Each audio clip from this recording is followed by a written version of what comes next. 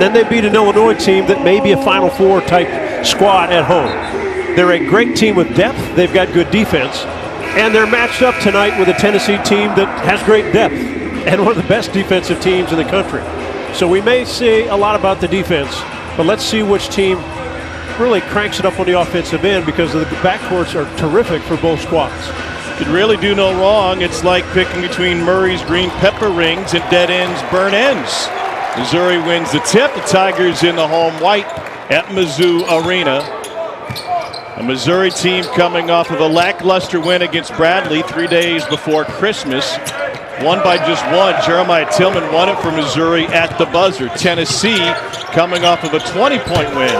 There's Vescovi. Santiago Vescovi starts off with a 3. A very balanced Tennessee team. Missouri willing to run, and Abel and Drew Smith with the answer. Let's take a look at the starters for the Volunteers, brought to you by Farm Rich. As balanced as starting 5 as you'll see. And oh, by the way, they bring a pair of 5-stars off the bench. Active hands early by this Tennessee team caused the first turnover, and they get an open bucket. Missouri, again, one of the better defensive teams. Right inside, they'll have active hands themselves. Pons with the turnaround. There are more lefties in Tennessee's starting lineup than Mike Matheny had on the Royals staff all of last season. All 5 are southpaws. Great matchup out front would be Victor Bailey Jr. on Pinson. Pinson is the guy that makes Mizzou go. We'll talk about a lot of people, but if he goes well, the Mizzou will score a lot of points. Kobe Brown off the mark, knocked out of bounds by Tillman.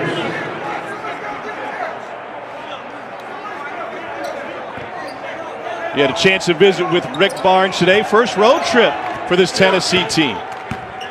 You know, coaches are never comfortable, but I question Rick on the fact that I think this team has a chance to be better than the team with Grant Williams and Admiral Schofield, etc., because I think their quickness is better. He looked at me and he said, well, I sure hope we're that good.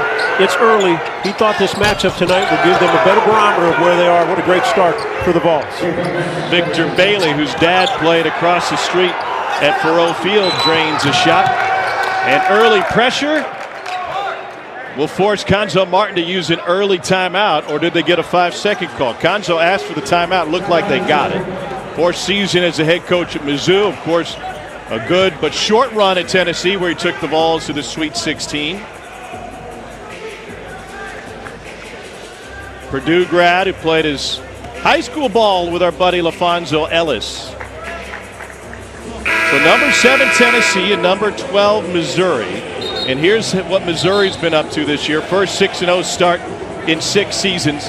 Second best strength of record according to ESPN BPI. You mentioned the wins against Oregon and Illinois. Also went to Wichita State and got a win on the road. And the Smiths have each won SEC Player of the Week. That's all well and good. But what does Missouri need to do, Sonny, tonight to be successful against the premier team in the league? Tom, they've got to shoot the ball well. They've got to take care of the basketball. Last year, what hurt this Tiger team, too many turnovers in certain games. Other times, they didn't shoot the ball well. Well, they've not shot the ball well the last couple ball games. I was talking to Kimmy English, the assistant for the Volunteers today, and he said, well, we've got to keep them uncomfortable shooting the ball. If Mizzou shoots it well outside, it opens everything up. Tillman with the paint touch, working on Fulkerson. A pump fake, and Pons still got him. E. Pons, a sensational shot blocker. He's a rim protector at 6'6".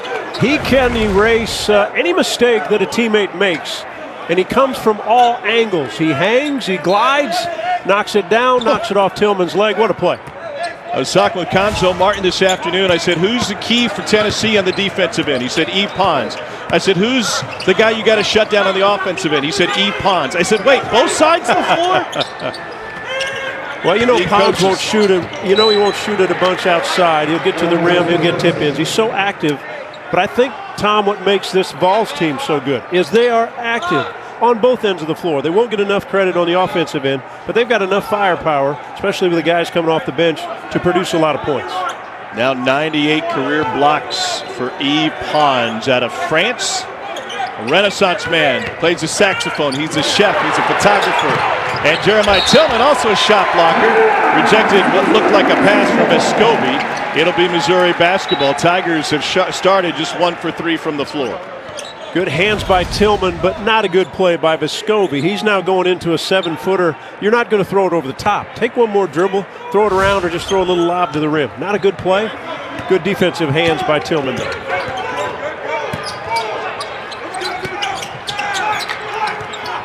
Here's Pinson. No screen for him, working on Bailey. Xavier Pinson takes it to the rim.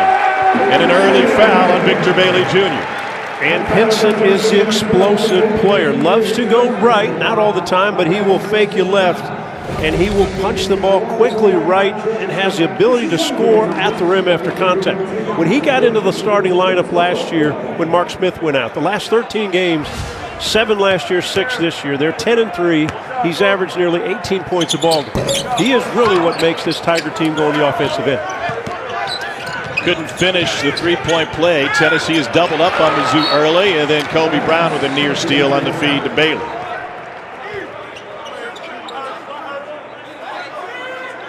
Tennessee, a high-scoring team for being such a great offensive team. Their scoring margin this season better than 28 points a game.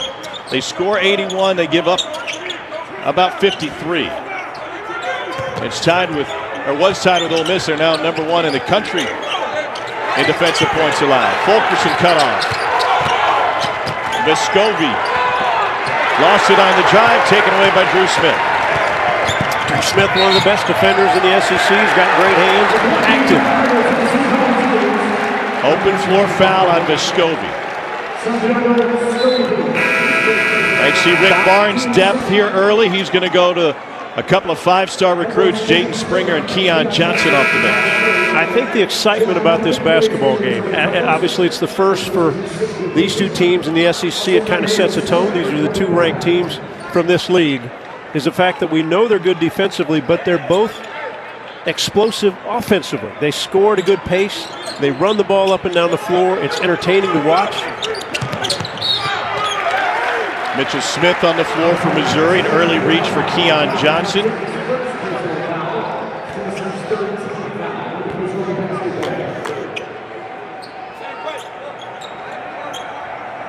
You're always interested to see a guy like Keon Johnson comes in the ball game, a 5-star freshman, as you said, and Jaden Springer. Will veteran guards like Drew Smith try to take advantage, if they can, of their experience? That time Drew Smith put a little pressure and got the first foul on Keon Johnson. And then Missouri gave it up. Who would you be concerned with in the half court if you're trying to slow down Tennessee?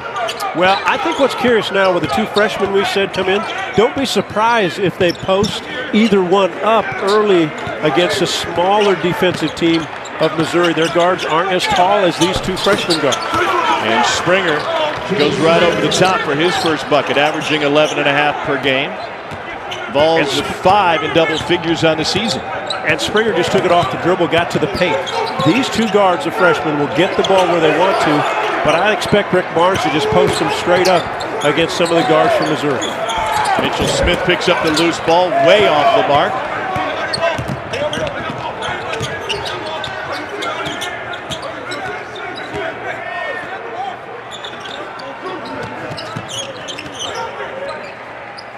What is remarkable about this Tennessee team, even the 5-star guys, is that every one of them plays in-your-face defense, and here they are picking up full court.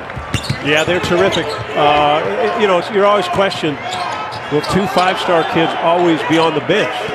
And Rick Barnes, he'll tell you right to their face, and anybody's face, well, they've got to earn their minutes to play here. But that's the program he's built, and that's why they're nationally ranked year in, year out. Tennessee with an early 12-4 advantage. Vols haven't missed a shot. A perfect 5 for 5 to start.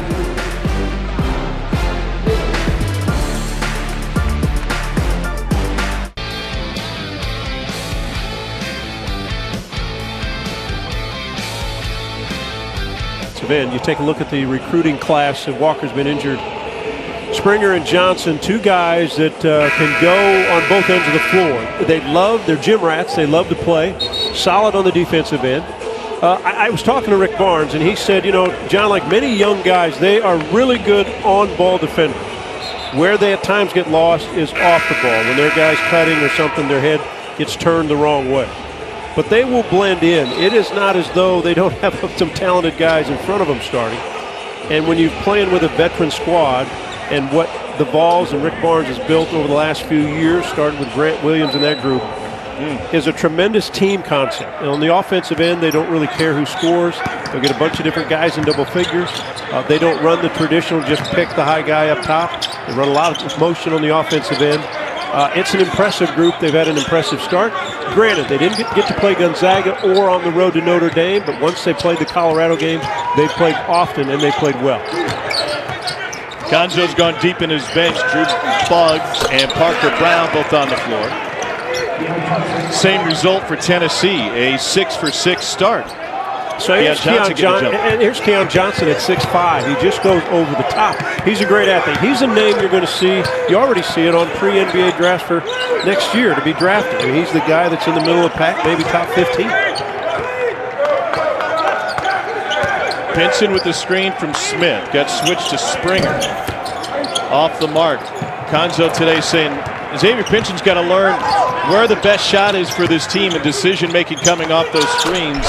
He's a better shooter strictly spotting up as opposed to on the move. That's Springer now 4 early.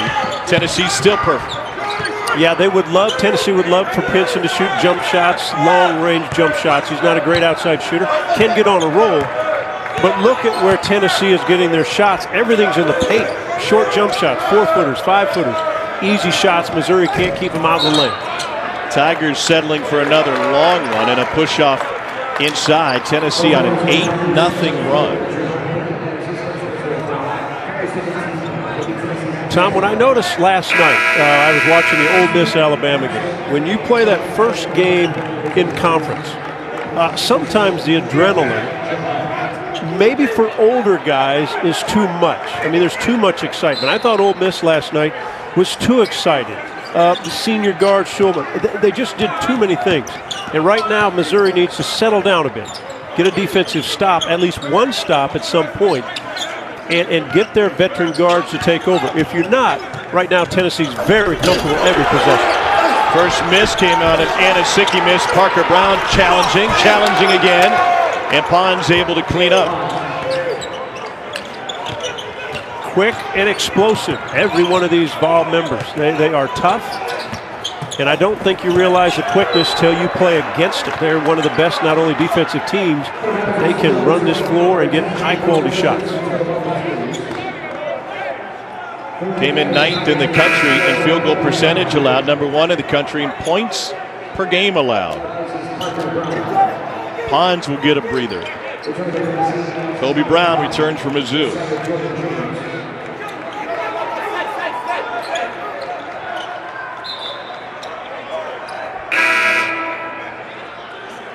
Uroš Plavšić is entered for Tennessee, and Bailey back on the floor.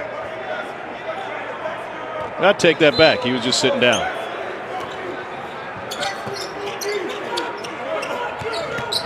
Brown was looking for Tillman, and he's got John Fulkerson draped on him. Straight up man-to-man defensively. Each guy pretty good on the ball. Can you swing the ball? Can you make it move? Can you make body moves? Can you have hard cuts? If you stay on the ball against a Volunteer, meaning one guy bounces it until he can't bounce it, and then he swings it to the next guy, they'll eat you alive. They are so good on the basketball. Guys know where you're coming from. They talk. They help out each other. Another turnover for Missouri. Interesting hearing Rick Barnes talk about it. He talked about staying out of rotation so they don't get out of position when it comes to the glass. And if you don't need to help your teammate, you won't get caught out of position, huh? No, that's right. I mean, it's interesting. This is their first road trip, and he just simply said, we're going to stick with what we do. We're going to travel how we travel. We're going where we want to go. He likes this team. He's confident in this team. Like I said before, like any coach, though, he worries about little things here and there. But this is a fun team to watch, and they are putting on a show early in this game.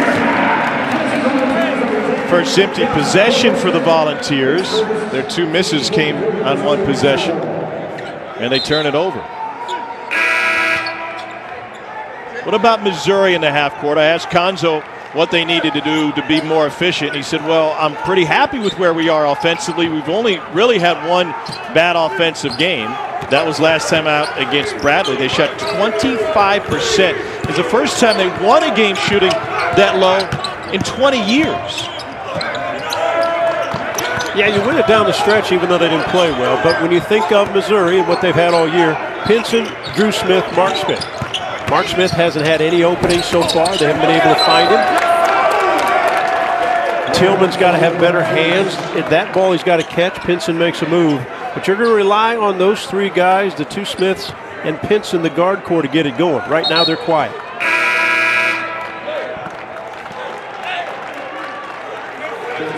Tennessee 8 of 10 from the floor with 2 offensive rebounds. 7 points off of 5 Missouri turnovers.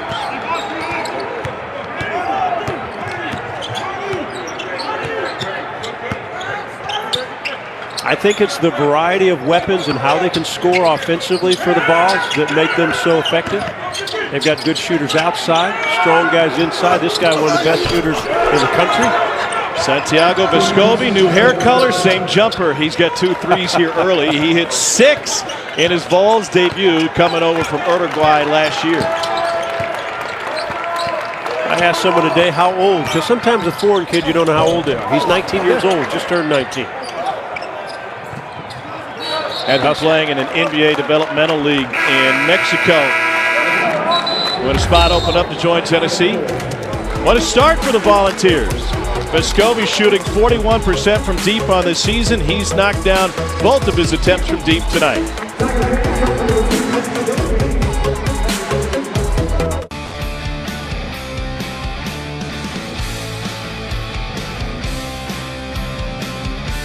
They won.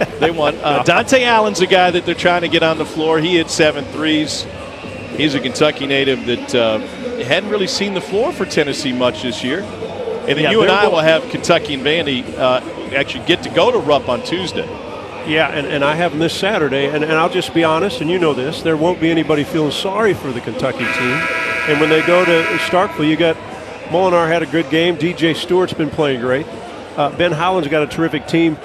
It's hard to look at some of these teams that have not played as much.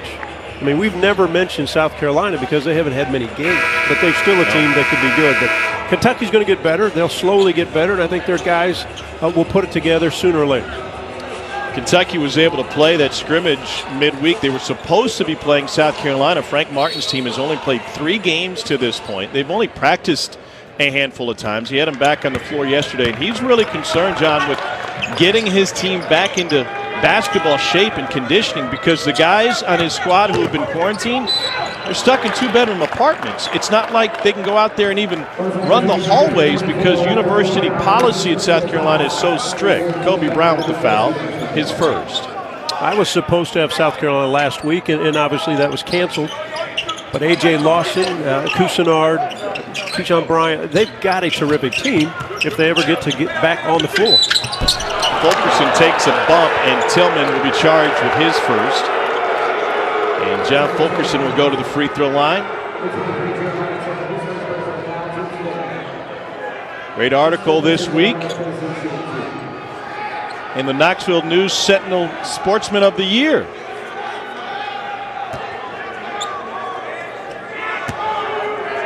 Fifth-year senior from Kingsport, Tennessee. Knocks down the first. An interesting matchup with him and Tillman tonight. We're talking with both of them over the last couple of weeks. They've both admitted as seniors that their games have evolved over the years. Fulkerson came on when he first showed up from North Carolina as a good shot blocker, but he envisioned himself being more of a stretch four and a guy who could step out and shoot 22-footers. Don't we all think we're stretch fours until you get out there and figure out you're not. But what he did at the end of last season, his final 10 games, he averaged 18 points a game. Good enough to put him on the second team of the All-SEC conference, and he's picked to be a first team this year. He's not scored a lot of points yet, but with all the weapons they have offensively, he doesn't need to score. I think he'll have his moments. He plays with great passion for the game. He's a great teammate. He rebounds, he defends. He can score the ball, and he puts a lot of pressure on a defensive team like Tillman right now. Going right back at him, and you think that Rick Barnes is probably thinking, let's feed him, let's get Tillman too early, but Tillman with the block there stood his ground and didn't get the foul. You know, Tillman is a guy for Cuonzo Martin that solid this time defensively, has not fouled as much this year. And when you talk to Cuonzo Martin, he says, hey, I need him for 18 to 20 really good minutes.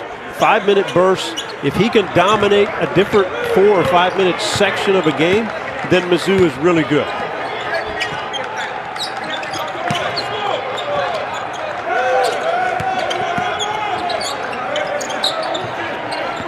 Here's Kobe Brown. Tough reverse last time there, down. Not there that time. Smith bails him out. Shot clock at 6. High off the glass, and Pons affected that one, even though he didn't get a hand on it. Yeah, you have to know where Pons is coming from, and the shot clock was running down. But wherever Pons leaves, his guy has to be available for a pass. Kobe Brown the takeaway.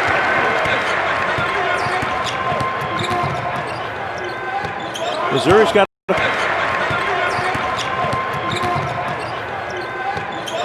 got to find a bucket, Tom, but they've had not very good looks. Good drive that time. Sophomore from Rocket City, Huntsville, Alabama, Kobe Brown.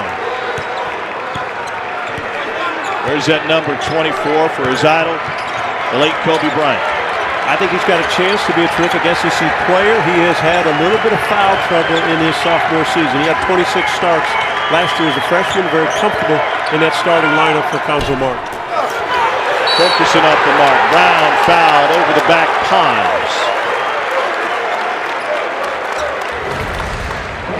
You know, Kobe Brown can make jump shots outside, so you have to honor it. Folke came up now. Good spin move. This is what they envision Kobe Brown to do, especially this sophomore season, to expand his game. 6'7", 240, solid body, solid defender. Good outside shooter, not a great one yet, but a good outside shooter, so you have to honor what he does. But I think Cuonzo is looking for bigger production from him than he's had so far. He's averaging 7 points a game. Well, very little production out of the Missouri backcourt so far. Buggs, a transfer, trying to get in on it. Pons, another block. Wow, amazing, the quickness of his hands.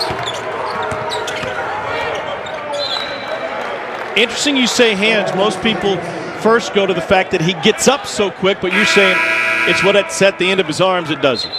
Well, if you don't have the quickness of hands and the ability to see where he's going, he's on the backside of a 6'11" guy. I mean, there's no way he should make this block. But the quickness of his hands allows him to hit that basketball so quickly that Mitchell Smith can't hold on to it. 100th career block for Yves Pons.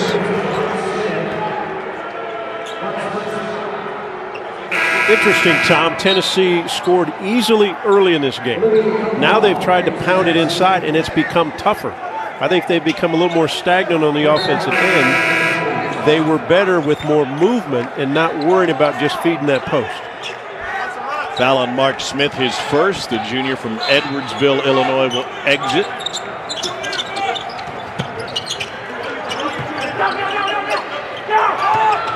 Bailey in the corner. And he stepped on the sideline. Opportunity is there. The window's there for Missouri, Sonny, but they just haven't made shots. 24% on the night.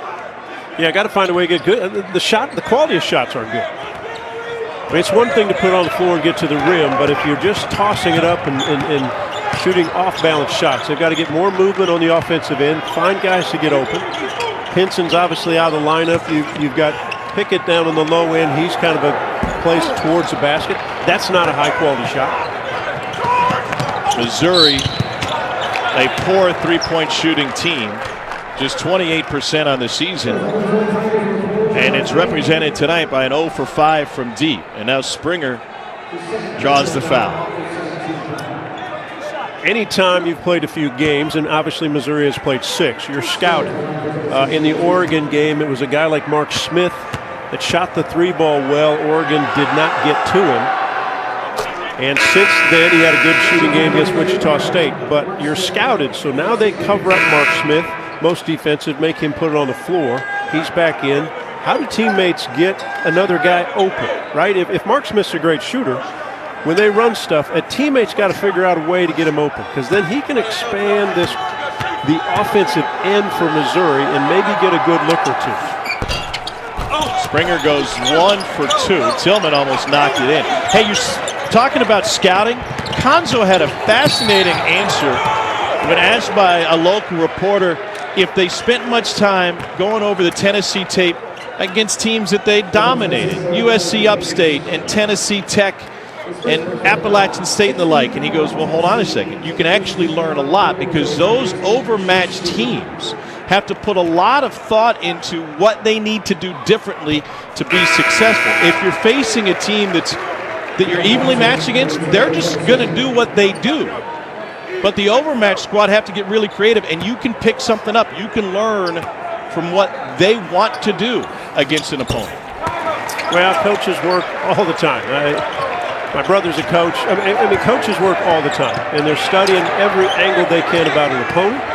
The hard part for coaches is, can they relay that message to the 18 and 22-year-old guys that they're coaching? That's the toughest part of the game.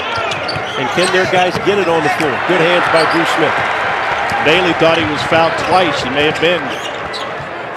Smith was on him when he received it. Olivier Kamwa commits a foul on Tillman on the block. You find out quickly when you get in the SEC play, especially the new faces, that the whistle won't be blown as often. And a little tap and a little slap here or there may not be a call as there was a week ago when you're playing a team of a lesser league. Tillman has yet to score, 46% from the free throw line on the season. He's given Missouri 8 points and 8 boards a game. Had a great conversation with him a couple of weeks ago about that foul trouble that he always got in as an underclassman. He's basically shelved that at this point. And he said, well, number one, I was immature, but it came from an area of toughness. I thought that was my lane, and I needed to foul anybody who came in there. It was a bit short-sighted, even though it may have come from a competitive spirit. Well, you know, when he won the Bradley game, right? They gave him the ball at the end of the game. He finishes the play. He gets fouled, and at under 50%, he still made the free throw. He just made 2 there. He's going to probably have a terrific senior season, and needs to, for Missouri to have a good SEC run. Tennessee scoreless over the last 4 minutes, but Xavier Pinson commits the foul. And Pons will be at the free throw line when we return. It's Tennessee 24, Mizzou 12.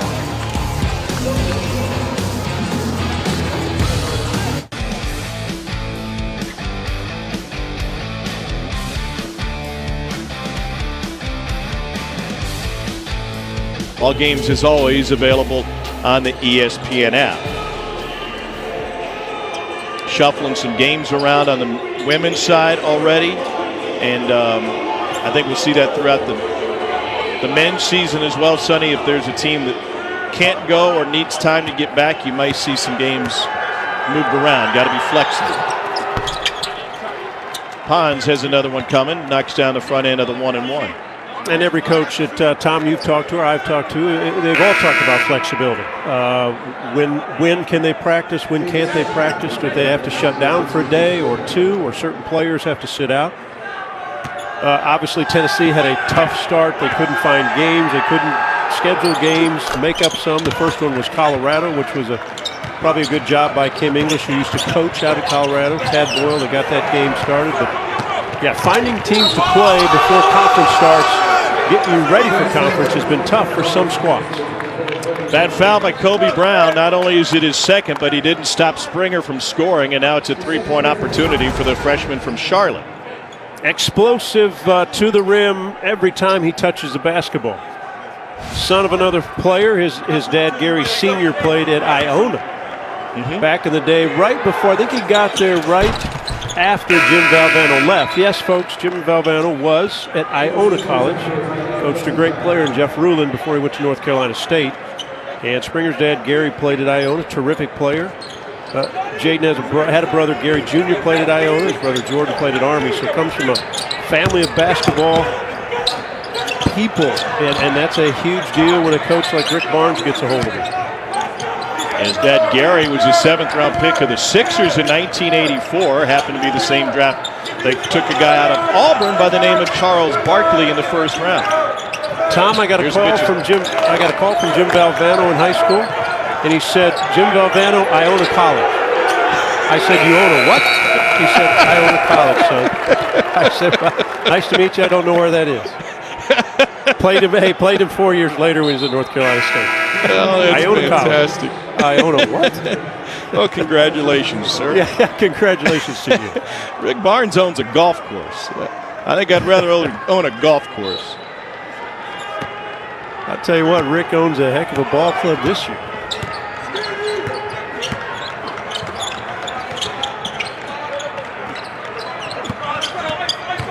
I've not had anybody look it up, Tom, but could you guess how many teams have ever had 2 5-star players come off the bench? I can't imagine. The only thing I would think back to would be Calipari's team recently when he had Booker and company coming off the bench as platoon guys. Yeah, maybe. But right. even then, I don't know that they had 2 5-stars. Yeah, or in the old days when you had such, guys didn't go out early so many times. Some of these good, university programs, you might have a couple big-time recruits that had to sit and play a while, but very rare. Well, one of them, Keon Johnson, trying to catch his breath. Kind of a mess of bodies at the end of that play. And Missouri will have an opportunity from the free throw line. Mitchell Smith wearing a graduate patch on his jersey now. Graduated at semester. 5th-year senior out of Van Buren, Arkansas. Broke a 35-year-old scoring record his senior year.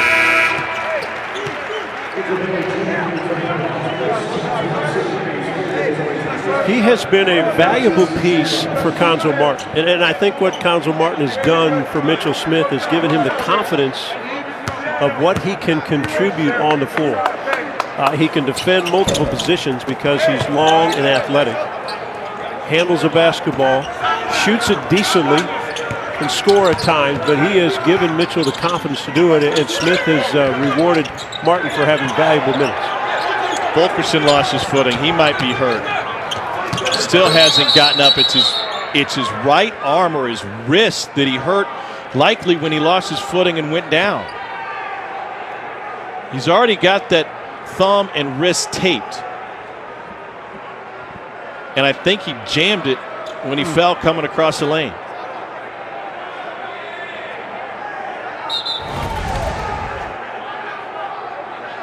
Take a look a low side and watch when he goes down. It looks like the wrist, the thumb give out when he put that hand down. But Tom, I'll tell you this. When you're a redshirt senior, he's not coming out, right? There's no sense. I don't need to go sit on the side by coach because I can handle it out here. It's all about minutes. The folks that are in the building were booing a moment ago because Rick Barnes took the opportunity to come all the way out near midcourt to instruct his guys. Fulkerson with the shot clock winding down, and he drills it right over the top of Tillman. They'll take a look to make sure he got it off.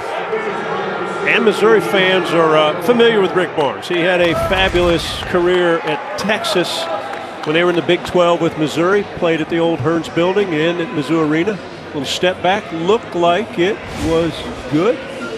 Hard to tell, but Rick Barnes has great memories. I think back on his 2003 Final Four team, T.J. Ford and Royale Ivy. He has been one of the best for many, many years. He's got a great staff around him. Michael Schwartz has been with him forever. Desmond Oliver, Kim English, who you got to see, one of the former Missouri greats. Tony Green has the headset on, checking. Yeah, that's out of his hand. Yep.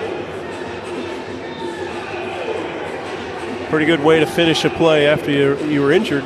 So you're wondering if do you question him? Were you playing possum on that thing, kid, or what?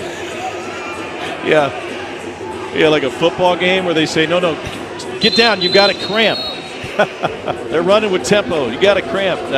Shot good, and it's a 2. They check both at the monitor. The veteran Tony Green. Fulkerson with 4 here early on. He broke Marshall Plumlee's school record with 113 blocks his final year at Christ School in North Carolina after growing up in Eastern Tennessee and Kingsport. A little 1-2-2 pressure that Rick Barnes is going to experiment with at different times. If it works, he'll stay with it, but he's got an active team. He thinks he can put a little different pressure on teams in the SEC. Josiah Jordan-James with the steal. They are suffocating on the defensive end. Here's James. Pons now, and he's got to get rid of it. And Pons is not a natural type scorer. He'll get a bucket here or there, but it's not natural. Doesn't shoot that much outside. Tillman running the floor. Good body control by the big guy. Tough finish for a 6'10 guy, 260 pounds running the floor. Good catch, better bucket. Missouri shooting just 26%. Tennessee at 61% in this one.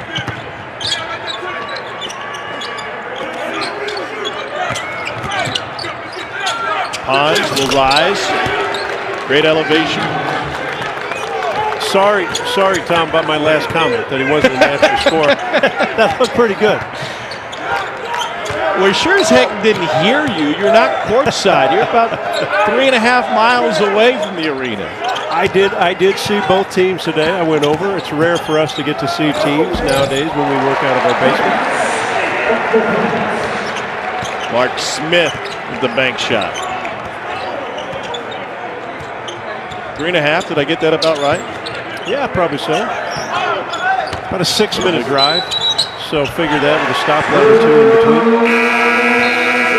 Well, if that's the case, you're only 668 miles closer than I am. Bailey turns it over. He's turned it over 3 times here early on for Tennessee. Back where his dad went to college after starting his college football career in El Paso at UTEP. Yeah, one of the great receivers all time for Missouri Tigers. Didn't win a lot of games in the years he was playing, but his dad was one of the best. Mom, an Olympic sprinter. They double up on Tillman. Kobe Brown. Wow, got to take that shot. Indecisive, and he ends up getting it blocked by Pons, I believe, again.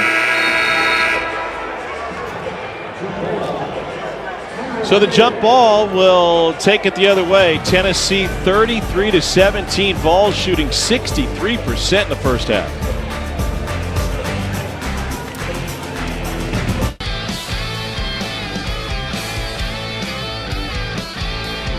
On the floor, they've already had a 15-0 run, and they've been, it sounds odd to say, but you pointed it out, that they got a little stagnant on the offensive end at one point this half. Yeah, it's surprising to think that they're shooting 63%, and you would think it will go down, right? You don't maintain that.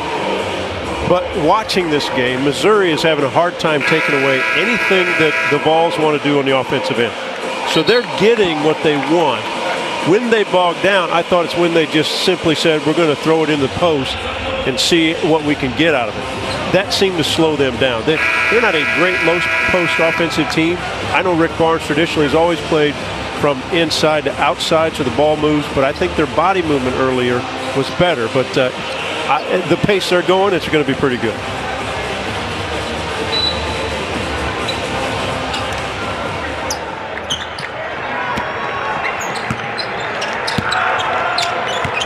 A lot of different guys who can start the offense, don't they?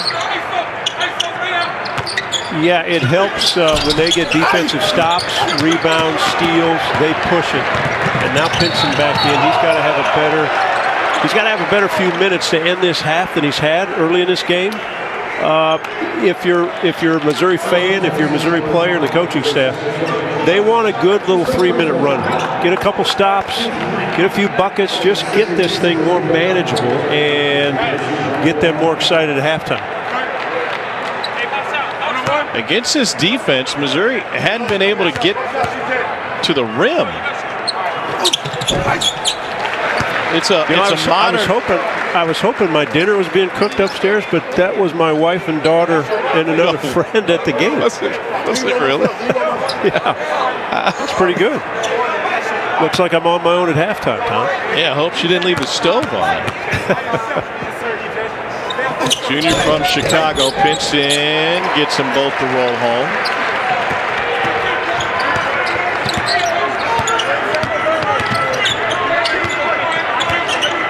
Vescovi's taken 2 shots. He's hit 2 threes. He's probably their best shooter. They don't necessarily run stuff for him. They would like him to shoot a little more. Pons has forced a couple shots up last 2 possessions. Bailey getting in on the fun. It's his second 3.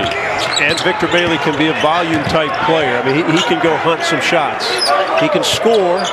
He doesn't score effectively all the time, but he'll hunt him down. And when he gets on a little roll, again, it's another offensive weapon for this team. Tillman spun into the double team, lucky to draw the foul. And that'll be on Pons. Second on Yves Pons. I'd like to move by Tillman, and here's why. I did a few games earlier in Missouri, and Tillman, because his free throw percentage was down, was not aggressive with the ball. Most bad free throw shooters, you don't want to get there. With his make the other day to win the game against Bradley, he just made 2 in a row. All of a sudden, if he starts making free throws and then wanting to get to the free throw line, that changes how he is in the low post, how guys can throw him the ball, how aggressive he is attacking the rim.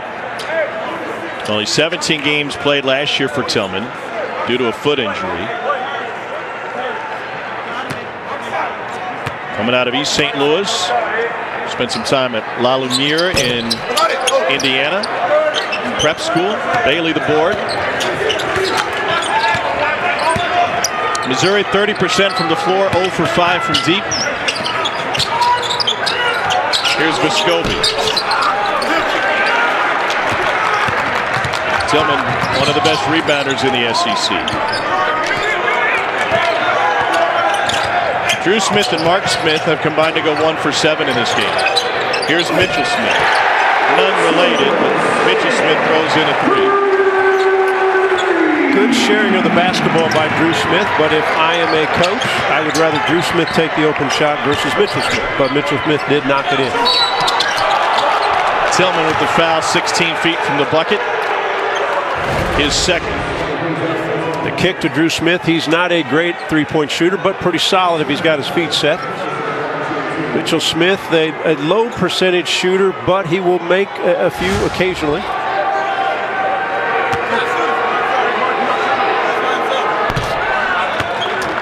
Fulkerson came in 91% from the line. You mentioned Grant Williams and that great Tennessee team from a couple of years ago. And Fulkerson used Grant as an example. Everybody knows that that class built the foundation for Rick Barnes and his program. But it was even more of an example for Fulkerson in terms of developing his game. Watching Grant play. Under 2 minutes to go in the half. And Tom, if you think of development, you mentioned Fulke is 91% for the foul line.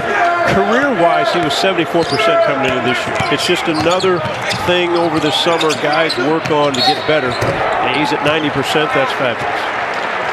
Missouri got the switch they wanted, and Pinson is able to draw the foul on Tennessee's big.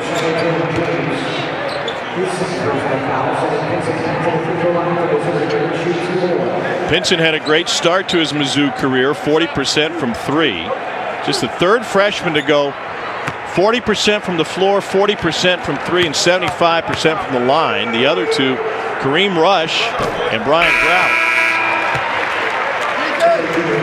Basketball family and a coach's son. Makes sense. Here's Bailey back on the floor. One of the terrific players in Missouri history.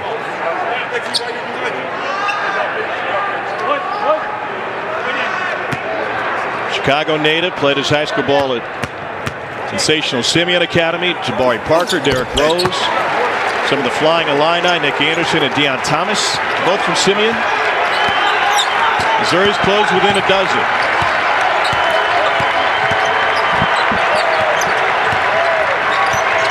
say it's a good half, Tom. They get it to 10 or under after the domination early by Tennessee.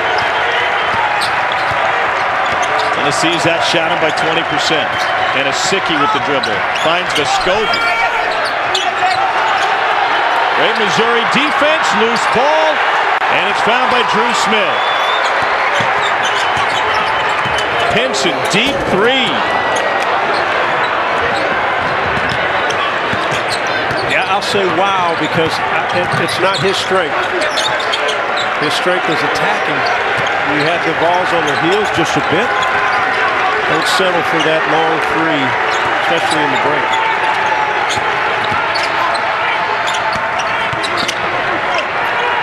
Tough to figure, especially with Vescovi in front of him. And now Vescovi bangs one in against him.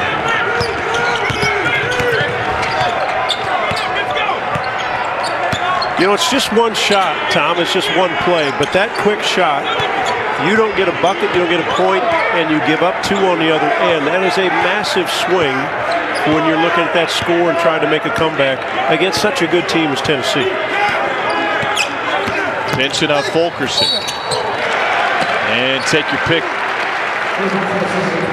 Either Vescovi or Fulkerson got him.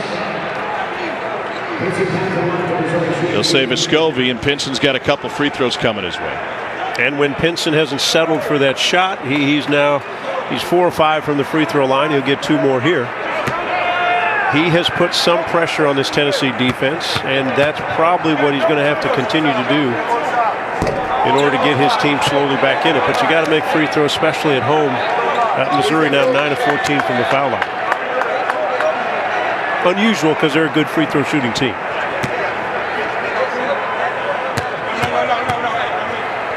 Last year, school record from the free throw line for Mizzou. Pinson gets 1 of 2. And they set a national, an NCAA record, 54 free throws in a row. It's quite incredible. Good chunk of those came in one game against Alabama. Tennessee uses a timeout here.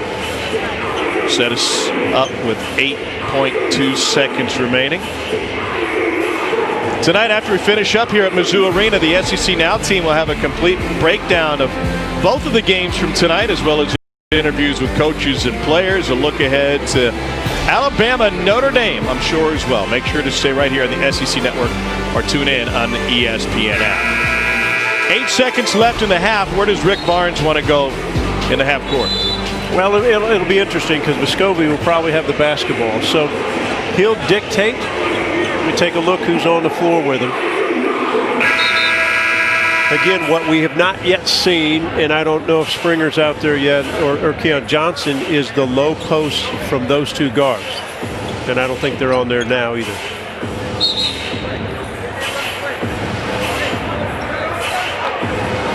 It was interesting, Rick Barnes told me that, because I said, hey, Vescovi, great shooter, hadn't shot much. He goes, yeah, we'd like him to. And I made a statement about his first game when they played against LSU. His very first game, he knocked in 6 threes. He goes, yeah, we'd like to see a little more of that. Fulkerson with 3 left. Working. Fulkerson with 1 off the side of the backboard. D'd up that time by Mitchell Smith. Tennessee shoots 56% from the field. Missouri just 32%. And at the half, it's the Vols by 13. Let's get you to the studio. Here's Peter Burns. Thank you, Tom Hart. Welcome into the SEC Halftime Report. I am Peter Burns, and now I'm Bold E. Pons, difference maker, Sonny, on both ends. Yeah, he really was, Tom. The Volunteers started well defensively. They were active with their hands.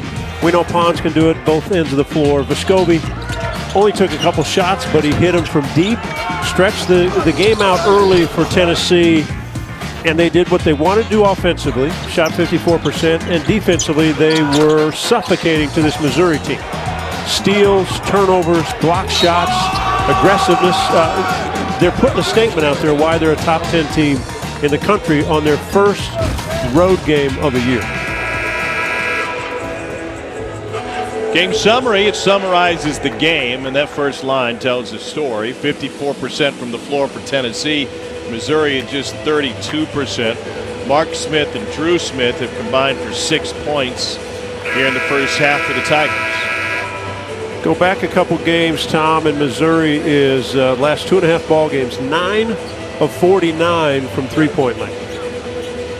So below 20%, not getting it done. But Drew Smith's got to be more aggressive with the ball. They've got to find a way to get Mark Smith open for shots.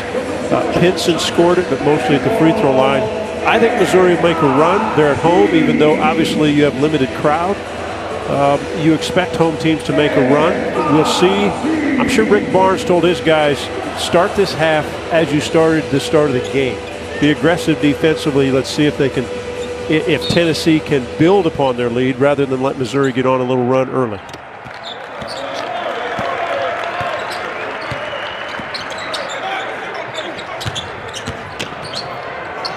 Kobe Brown shuffled his feet, and the perfect play drawn up to get the shot blocker in the air, but Missouri turns it over.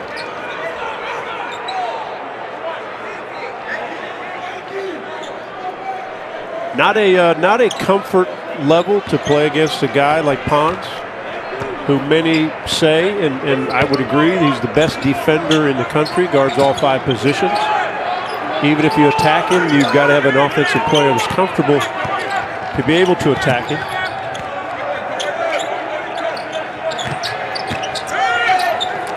Muscovy from the elbow.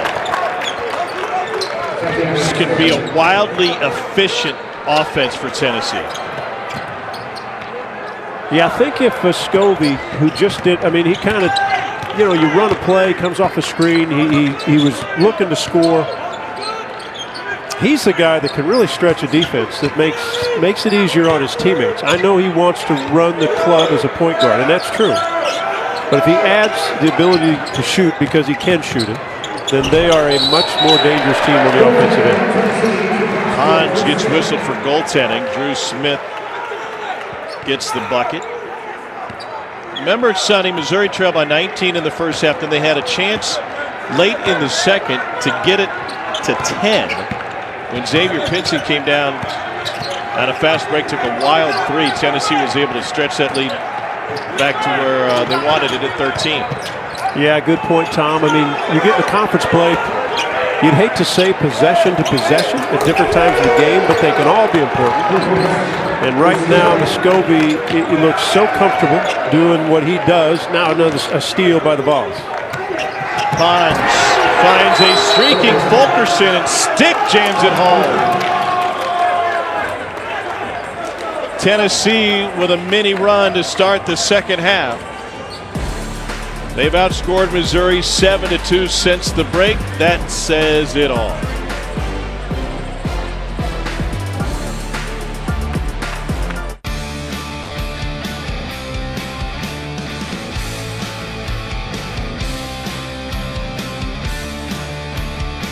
Tom Borwinkle, he did absolutely everything. What an amazing career, a great loss, but a great life lived at the same time.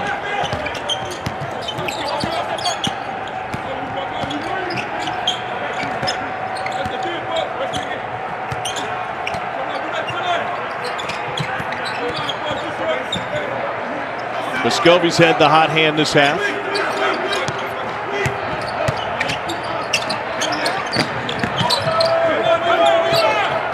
Fulkerson with the pump fake.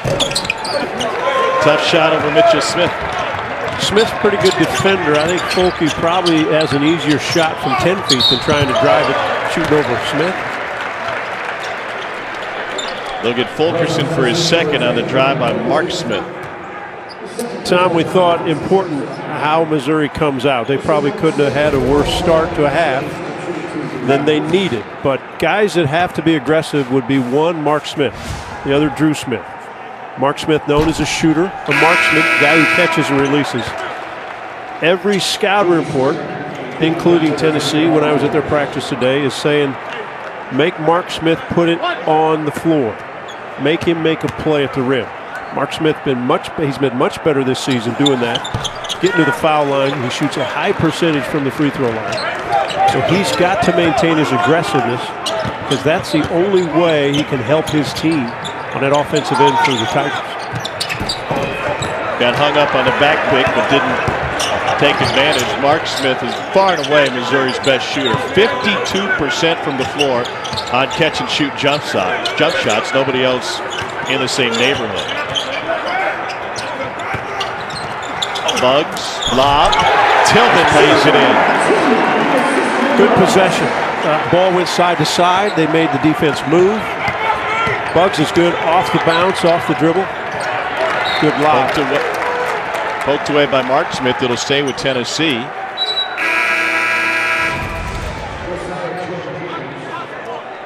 Bugs, the transfer from Hawaii, graduate transfer. Assist leader in Hawaii. Solid minutes for Konzo so far this season. They love his work ethic. Doesn't play a lot of minutes, but they're very comfortable putting him in there at any time of a ball game. What's the, you're there, what's the temperature in Columbia right now? About 29 degrees. Interesting.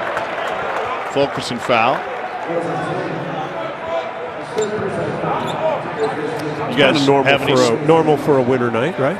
Yeah, you have any snow? No snow. Well, there's a chance of rain in Honolulu. It is a comfortable 77 degrees right now, 5:18 Hawaiian Standard Time. Fulkerson not happy. Did they give the inbounder the ball too early? Well, Tillman, by the way, committed the foul his third, sorry. I think it was Parker Brown checking in, was jogging in. I think he handed the ball. Now we got another issue with the inbounds. Tony Green saying, no, you need to stand right here. Keon Johnson will do that. That's where you miss the fans. So if the the bleachers were pulled all the way out right there, it'd be entertaining. Well, not for Tony Green, it would be. Nice tip in by Josiah Jordan James. His first bucket, with all the talent around him. James is a guy who can. He's not as reliant on scoring as maybe he would be on other teams. Yeah, and his game is so improved over a one-year period. He came into McDonald's All-American as a freshman. Didn't shoot it very well last year. It's not a natural shooter. Better this season. He's got a terrific voice on the defensive end. I mean, Rick Barnes said he'll at least communicate. He can guard many possessions.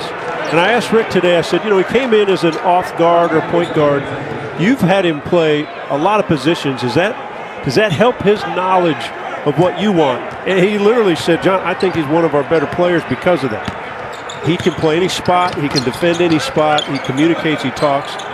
He's not concerned about scoring, but he's very capable. He's going to have a terrific career in a ball uniform. Oh, gosh. Air Pond's at it again. He's into double figures. I thought you made a fantastic point in the first half with his shot blocking as good as his hands are. Drew Smith with double dribble.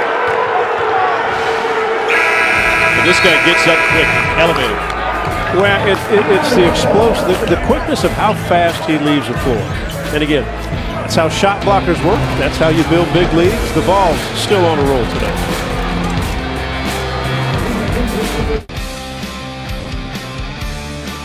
To attack the rim more. He quickly can go over opponents if he gets to that spot. But if it's the fadeaway jump shot he relies on, he ought to shoot, honestly, 5 to 6, 7 free throws a game. But he's had 6 total for the season. So it's kind of one of those areas you think, okay, use the ability he's got and attack like this and see if he can draw contact. Just like that. Able to get a step on Parker Brown. It's the first on Brown. Once you do this as on an offensive end, isolate a defender against a guy that's explosive, you've now put a mismatch problem for any defensive team to keep Pons away from the rim. They're going to have to send somebody over because, again, I think he can go over the top of most guys in this league, only at 6'6". But because of how quickly he gets off his feet and how high he gets, most defenders will struggle with it. Last year tied C.J. Black with school record 73 blocks in a single season. Pick at the board, he'll bring it up. John, whether or not Missouri has enough to come back in this game, where do they need to be on the offensive end to finish in the top third of the league this year? Well, think of this. We've seen Missouri so far this season pick up the pace of their offensive end. So if you get bogged down in a half-court set, we have witnessed, we saw it last game if you watch the film against Bradley, this game, they have a hard time freeing up some shooters. But if the pace is good, we saw that against Illinois, the tape against Oregon, Wichita State. If they can get the pace better, then it doesn't put as much pressure in the half-court sets where they get bogged down. And like a year ago, they didn't shoot the ball well from beyond three-point line last year. That hurt them. That's become the thing the last couple ball games. They've not shot the ball well outside. Fulkerson had to follow tip on one end, and then Missouri turns it over. It's a 7-0 Tennessee run. And Missouri with now 4 turnovers in the last 2:20. And as a coaching staff, they know this, and players probably lose sight of where you are and how good you can be or are at a certain point. In a game like this one, it's not over, and they can make a run, obviously. But a coaching staff, and Conzo's been through this, they've had some great wins. Some of the best wins, really, in the country, but especially in this league, already this season. And you can't forget those games and how well you played versus a game that things aren't going quite as well. I have a hunch we're going to see this Tennessee team do this to a lot of teams. They're so good defensively. It's hard to see in college basketball this season who really is elite outside of Gonzaga and Baylor in that conversation. But yes, the inequality of the schedules and the leagues, and I think it's also hard to judge what is a great win early on. For example, Illinois and Michigan State have both won at Duke. Well, when the season started, those were wildly impressive wins. Now, you kind of shrug your shoulder and you say, well, how big a win is that really? I wonder, and so I'm asking you, can Tennessee be in the same conversation as Gonzaga, Baylor, Kansas? Houston just lost for the first time a couple days ago. Yesterday, as a matter of fact. I think they can be in a conversation below Gonzaga and Baylor. I think those two teams, great pass, great finish. I think Gonzaga and Baylor are two elite teams. But I've watched this Tennessee team now for a few games. This is the first time in person, although I'm not in person, but I went to practice today. And again, I made the comment to Rick Barnes, I'm more impressed with this team, this squad, than I was the Grant Williams squad. And that was a team that won 31 games. Yeah. I always thought that team had a problem guarding certain quickness with the big guys. Take a look at this pass, the double team, and there's Tom, let's go back. There's the post up of a big guard like Keon Johnson. They just put him on the low block and say defend it. But I think this Tennessee team could be really special just because of all the bodies they have and the different weapons they have on the offensive end. Defensively, they're unbelievable. Mitchell Smith, the board, kept his balance. It's a shame we didn't get Tennessee and Gonzaga on December 2nd. That one was canceled. And then it nearly got rescheduled right before Christmas. But Tennessee couldn't pull off the road trip. And I think that was the game that ended up going to Virginia. Gonzaga, by the way, if you've been watching college football or something else, not paying attention, John, they could be undefeated post to post. Yeah, I think it's Gonzaga in the field. A frustrating foul by Mitchell Smith. Frustration shown there, but now again, I do think Kansas has gotten better. Baylor obviously is good, but Gonzaga, I mean, again, can you take the field against them? Yeah, that's probably the best bet, but they are powerful and they're strong. They're good. Their guards are terrific. They've got a loyal alum in John Stockton who still does stuff when in the summertime when you've got COVID and you can't go some places. Maybe you can go to John's gym and work on some stuff with one of the best point guards ever. Just a rumor that I've heard, but that doesn't hurt. Yeah, well, it doesn't hurt when you do things like that. But they are, and you know what, Gonzaga, like they are every year, they're experienced. They get a lot of transfers, get a lot of guys that are around, and then they've got a fabulous freshman son that is just an elite player. Suggs hadn't played the last couple of games. Bailey drops in a jumper. The toughest game they have remaining will likely be San Francisco or perhaps Baylor. Or pardon me, Baylor. BYU. They've got BYU twice on their schedule, but they've already beaten Kansas, Auburn, West Virginia. They really blew out Iowa. Iowa made it somewhat interesting late, and Virginia, among others. Vescovi back on the floor for Tennessee. So many different pieces to this Tennessee team.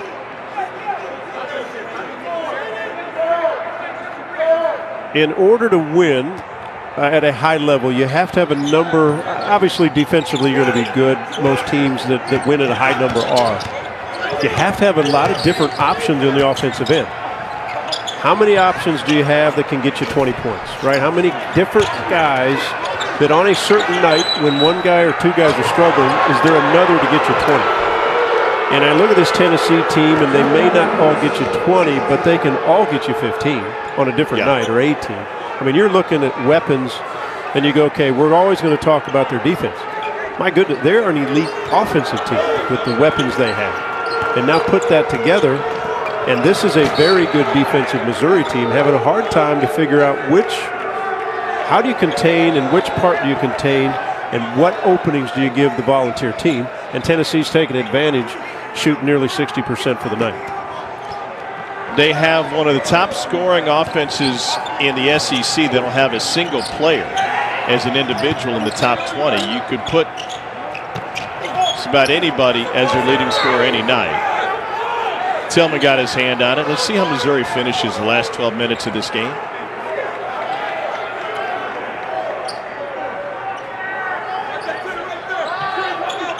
Tennessee team stayed in Knoxville around Christmas time.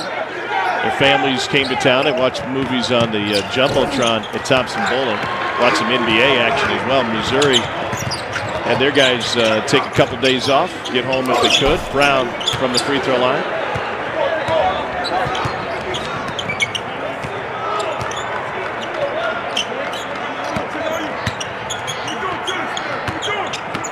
Almost twice as many turnovers as made field goals for Missouri. Here's Springer from the corner, and the freshman buries his first three of the night. He shoots it well deep. He's known to put it on the floor and get to the paint, but he is a terrific outside shooter. And the balls continue to roll, Tom. E.J. Anosicki commits a foul. Only thing that's gone wrong for Big Orange tonight. It's a Big Orange blowout.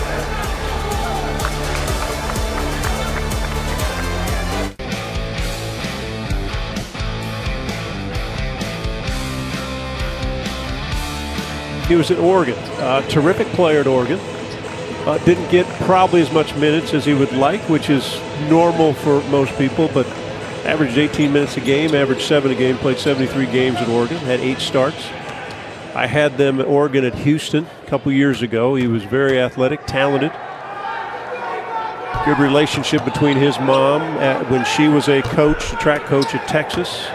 And Rick Barnes was a coach, a basketball coach for the Longhorns, but it was Kim English that had a relationship with the dad, and he decided to leave Oregon. They thought Tennessee would be a good place. Practiced all season long last year. They knew what they had in him as he sat out and worked with the team. Again, a very, I'm not going to say a high-volume guy, but a guy that will search for his shots at times. And you need guys like that on your team because they become aggressive with the ball. It allows your offense to move more. Here he is, searching. Did I mention search a little bit? Yeah. Explain that to the viewers. What do you mean by searching for your shot on the offensive end? Well, so let's say, okay, so Victor had the ball on the left side of the floor, and he brought it up top, and you're going to run a play, but then instead of running the play, and there's going to be a high pick, he takes it himself off the dribble. Searching would be, can I beat my guy off the dribble and get a bucket? I mean, it's as simple as that. And when you have certain guys like that, what that does is it puts pressure on the defense. Now, again, you don't have to shoot it every time because teammates are going to get open, and that's what coaches are for, is making sure you recognize and see things. But it does help to have certain individuals that are aggressive with the ball, that are in more of an attacking mode, than simply always running the play point A, point B to point C. Yep. Anosicki Off the mark, rebounded by Drew Smith.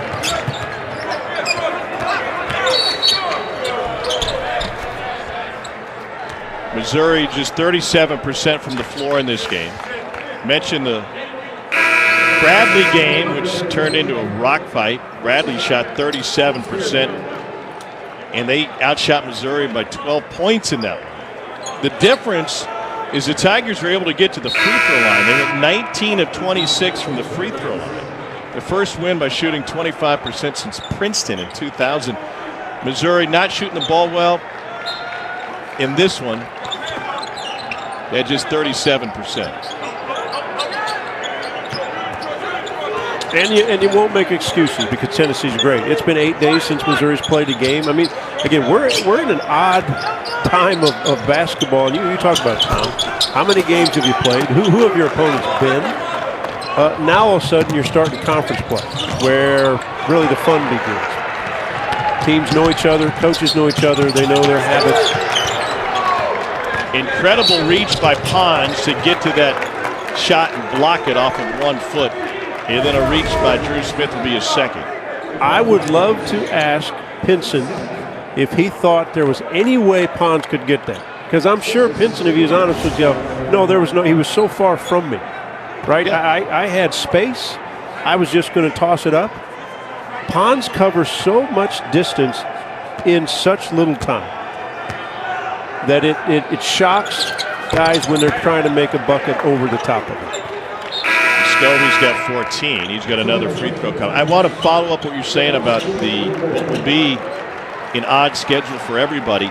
I think in addition to that, at the end of the year, you're going to look at wins and losses, and you're going to find in the SEC, just like any other league, it's not necessarily who you play, it's when you play them.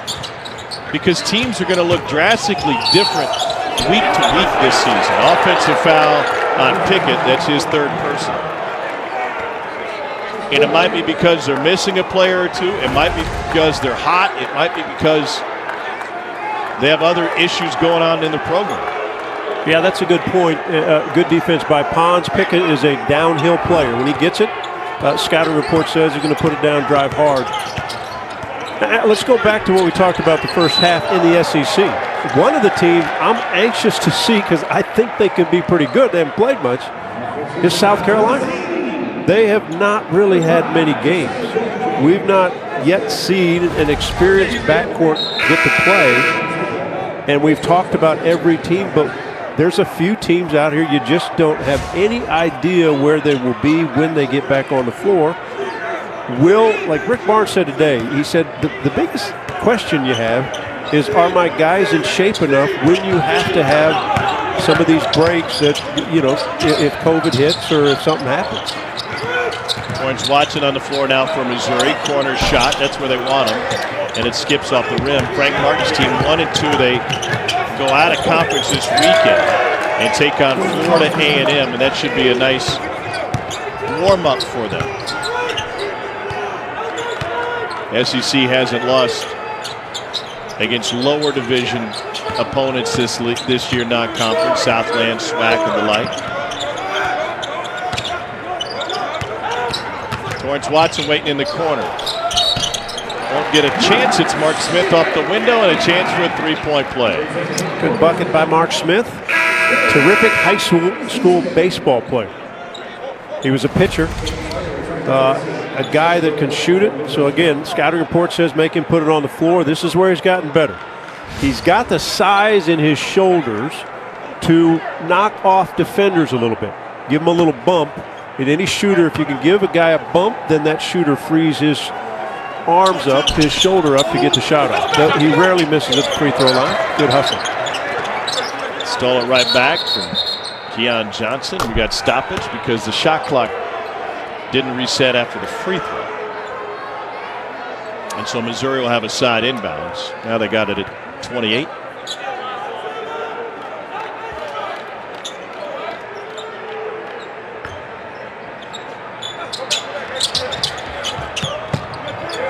Eight and a half to go. This game likely decided. It looks like, based on everything he's been through, this is a good opportunity for Torrance Watson to show what he can do for Cuonzo Martin. He's found playing time hard to come by this season. Tillman in the paint. A little leaner. He's got 8. Yeah, Watson, not very many minutes this season. Streaky shooter.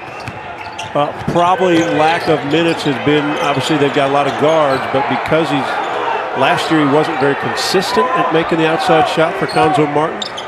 Hard to get playing time when you're as deep as this Missouri team is. Just like Rick Barnes, got to do the little things to get your playing time. Missed a block out there, but blocking out and playing defense. Josiah Jordan-James, 3-on-3.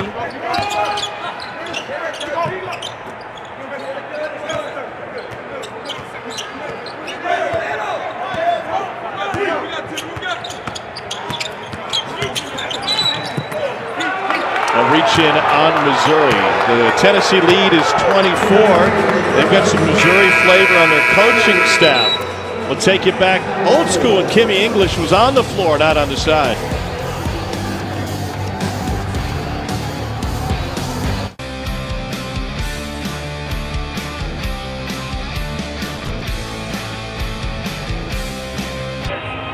Was the most outstanding player his senior year, the 2012 Big 12 tournament, the last one that Missouri was in Kansas City before they moved to the SEC. Outstanding coach. I got to see him work today on the floor with the guys. He still plays with the guys. He gets right out in the middle of them, the volunteer players. He's one of the only coaches in the SEC that still looks good in Lululemon. Played in the NBA a couple years and went overseas, and he had always wanted to be in the coaching business. So instead of continuing to play and to chase whatever team can sign you and to move wherever country you're going to move to, he decided to get into coaching and started at Tulsa with Frank Haith, then went to Colorado, was outstanding there for Tad Boyle, and now with Rick Barnes has turned down a couple offers at some schools to move to. There we go. It's too bad he didn't play another couple more games, huh? He needed a couple more games. You're 27 points behind you. What you guys have in common is you had great teammates and you were part of real teams. And I say that meaning there's your number 20 up in the Raptors next to Norm Stewart's 22. In fact, one of Kim's teammates, Marcus Denman, still playing overseas. He's now with the Shanghai Sharks, sharing a backcourt with Jimmer Fredette. How hard do you think it is to get up a shot when you're playing in Shanghai with Jimmer? Hey, let's put it this way. With Marcus, who was a fabulous college player and a draft pick by the San Antonio Spurs, if Fredette and Marcus are together, those forwards and center might as well not cross half-court line, right? This is all-star. You guys stay back there, defend, just kick it out to us, we're going to shoot. Denman actually outscored Jimmer their last game. I think it was a couple days before Christmas. He had 30. Jimmer, I believe, had 28. You get the Shanghai news. You get the Shanghai news. Is that how you're doing it? When you were calling the Korean games over there for baseball, is that what you were doing? Yeah. After a summer of Korean baseball, I found how to find overseas box scores very efficiently. You know, English, Kim was on a team that went to Elite Eight. They had great runs. That team, his senior year, they got up to number 2 in the rankings during the season. Powerhouse squad. 5 or 6 guys played professional basketball. Much like when I played at Missouri, 5 or 6 guys that I played with played professional basketball, whether in the NBA or overseas. And those are the teams that win a lot of games when you got a lot of great talent. And both cases talent that stuck around for a while. You guys 4 straight Big 8 championships, 80-84. James and charge. It's Pinson who ends up on the floor. Apologies, I didn't see the call. It was a charge indeed. He may have taken a shot to the face. Ooh. Yeah, elbow right to the beak. Inadvertently. Good take by Pinson, though. This is a team, this Missouri team, Cuonzo a year ago thought it had a chance to compete for an SEC championship. A lot of different injuries. Tillman was out quite a bit the second half of the season. Mark Smith fought a bad back, then he had a bad foot. This is the team, though, that Cuonzo still believes, even after tonight, I'm sure. This is just one of those games that happens. that they can compete with anybody because of their depth and because of their ability. One of the weaknesses that is back on the board that was there last year is they just find these times they just don't shoot it well enough. And if you don't, it puts too much pressure on you on the defensive end. And if it gets contagious where you, as a team, shoot poorly, then just too much pressure. Yep. And as you pointed out in the first half, Tennessee's going to do this to some folks this year. Yeah, they really will. Fun team to watch. Anasicki saves it. His sister Nikki was on a national championship team for the Lady Vols in 2008. Off balance and off the back of the rim, and a chance for Springer at the free throw line. You know, what I read earlier this season, Rick Barnes said he plays bully ball, right? He's going to try to stuff you and everybody else in the basket. He loves how Springer plays. He loves his toughness. And I think the key to some of these, the five-star guys, right? You got Springer, you got Keon Johnson come off the bench, is the fact that if I was a parent, I would know that I've got a guy on the sideline, Rick Barnes, who's coached some of the greatest players ever. I mentioned T.J. Ford before. He coached Kevin Durant at Texas. Yeah. He's going to make those two guys much, much better basketball players than if he automatically said when they showed up, hey, it's your position, you start, you get to do what you want to do. Their careers will multiply just by the time they spend in a Vol uniform, whether it's 1 year, 2 or 3 or 4.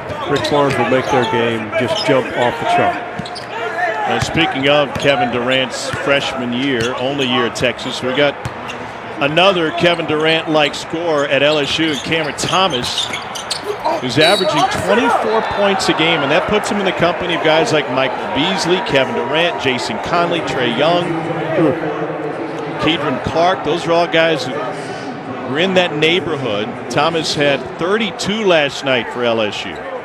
I loved your interview afterwards, Tom, and you could tell everybody what he said on your question. It was great. Here's Anasicki at the free throw line. I asked him after he dropped 32, where's your favorite place on the floor to score? He said, anywhere. That's confidence. Mark Wise brought up, he said, no, you had a run there where you missed a few shots. As a shooter, what's your response? And he is a man of few words. Cam Thomas's response, keep shooting. So Cam Thomas, he's another bucket getter, right? A guy who's going to search and hunt. So I would say, and I've done one LSU game, where LSU could be really, really good because they've got all the guys around him.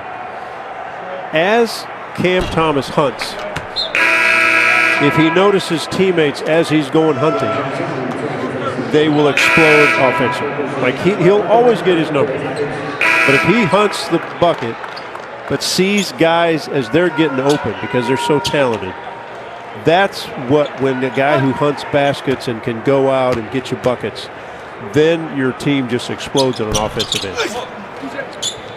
Good win for LSU last night. Took down Texas A&M. To your point, Darius Days had 18, and he hit 3 threes while Thomas was out there filling it up with 32. There's another guy that can get you 20, right? They have a ton of talent. Wofford can get you 20. I mean, they can go and go and go. Now, can LSU defend well enough? I think they can score well enough. Can they defend well enough to compete either A, for the championship or one of the top 2 or 3 spots in this league? That'll be the question. I think talent-wise, offensively, they've got it. If you just did a straight comp with them in Tennessee, I think they're similar offensively, although, as you pointed out, LSU has the one go-to guy. But Tennessee, even though they don't have great post presence, they have a rim protector in Pons. Even though he's just 6'6", LSU is missing that one piece. Yeah, Pons, nobody has that piece, I don't think, in the country. So if you're Tennessee, if you're a teammate to Pons, you've got a guy on aisle 5, right, to clean up stuff. Just clean up for me because I've made a mistake on my guy. Go ahead and help me out. And it doesn't matter if it's Schnucks, Gerbs, or Food Lion. He can clean up any aisle.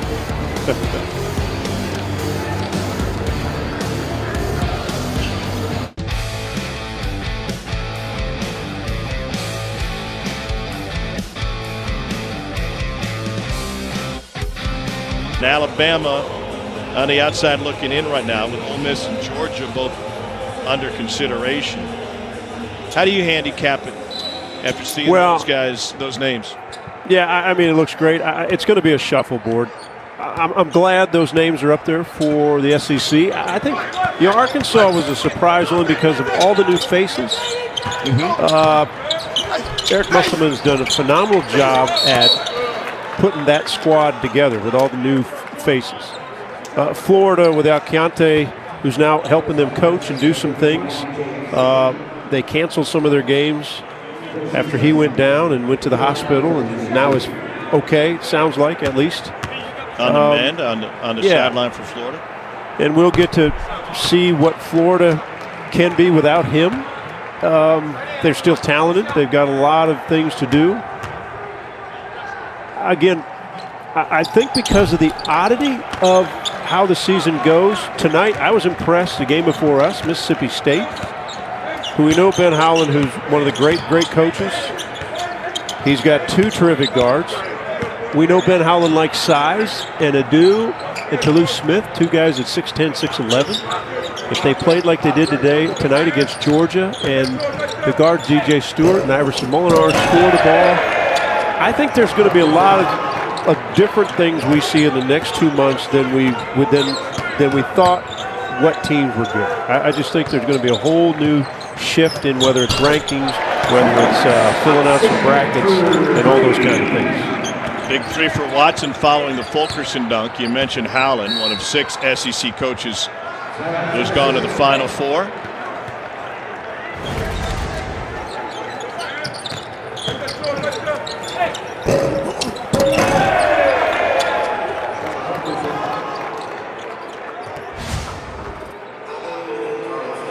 Tennessee up 22 here with 2:50 left.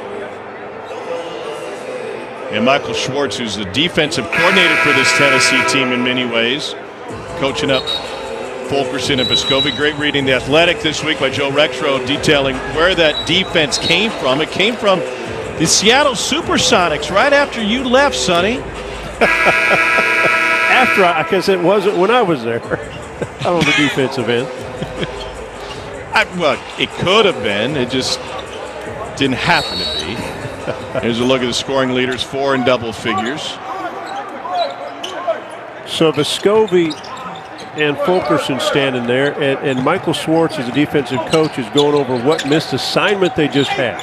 Now, I've been 22 years old, and I've been chewed out at the end of a game when you're up 22. And coach walks away, and you look at your buddy and go, can you believe that? We're up 22, and he talked about my missed assignments? They were worried we were going to get beat. Here we're killing someone on the road. Let's pack it up, get on that airplane, get back to Knoxville.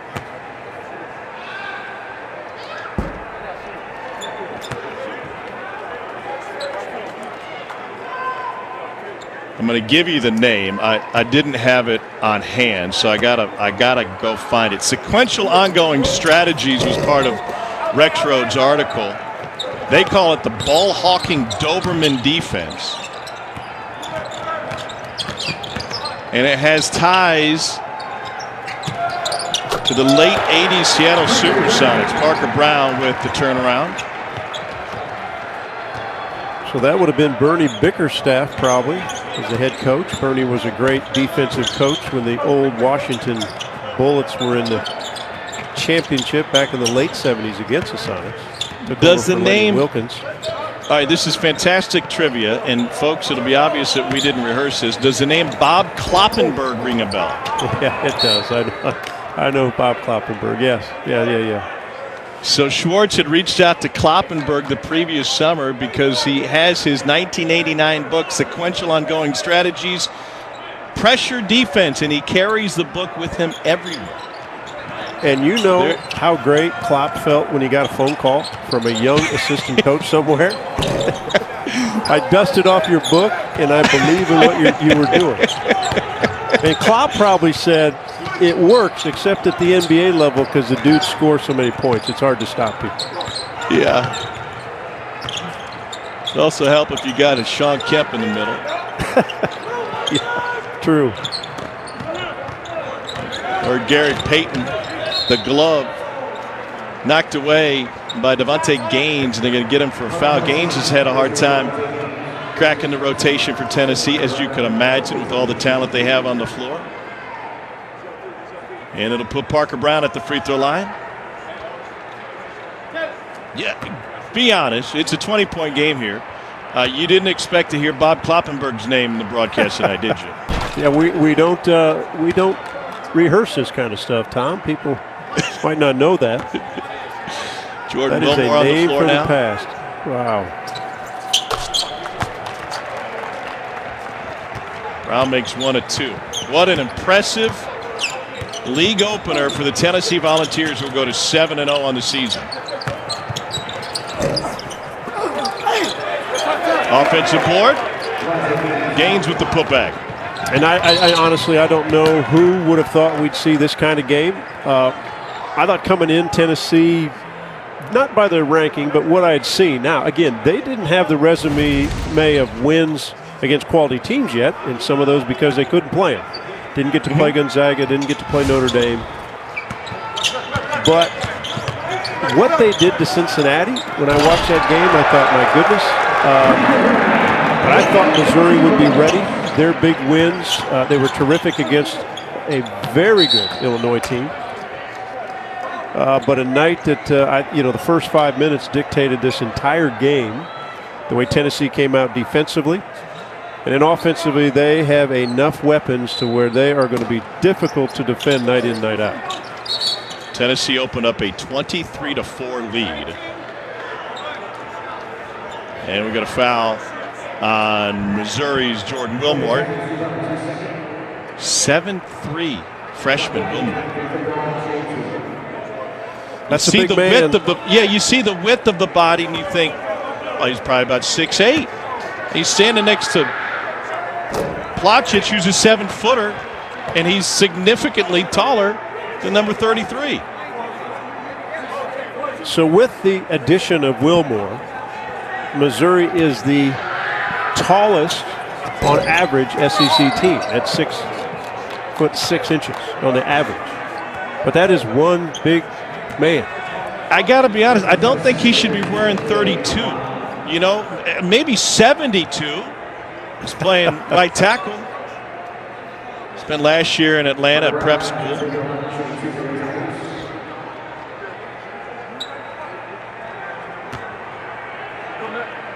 You know, Konzo comes, obviously played at Purdue and comes from the Purdue tree.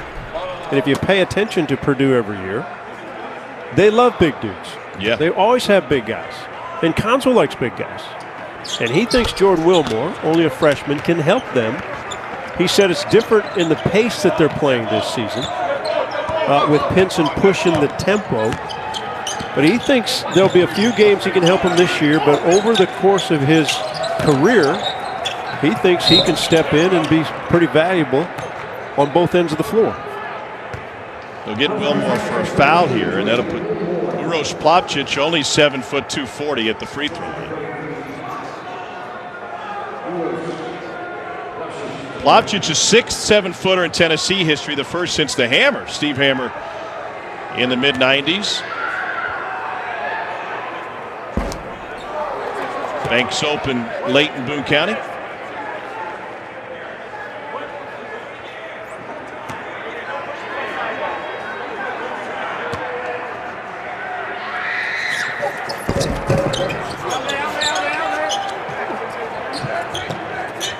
Rebound by Wilmore. 7'3", 275.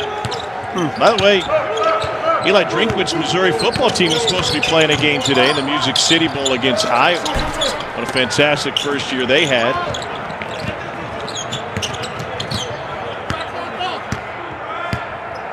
Think they can fit some shoulder pads on Wilmore? They ought to take a look, huh? Tennessee's going to leave with a convincing 20-point victory. The Volunteers will go to 7-0 on the season. And they did everything right tonight. They shot 50% from the floor. They held Missouri to just 36% shooting. And the first road trip for Rick Barnes this season, a success. They got Alabama on Rocky Top on Saturday. Tom, Sonny, what do you think? Impressive. We came in thinking this was going to be a close game, two great defensive teams. But the first 5 minutes dictated. Offensively, Tennessee got anything they wanted to start the game. Defensively, Missouri couldn't stop them.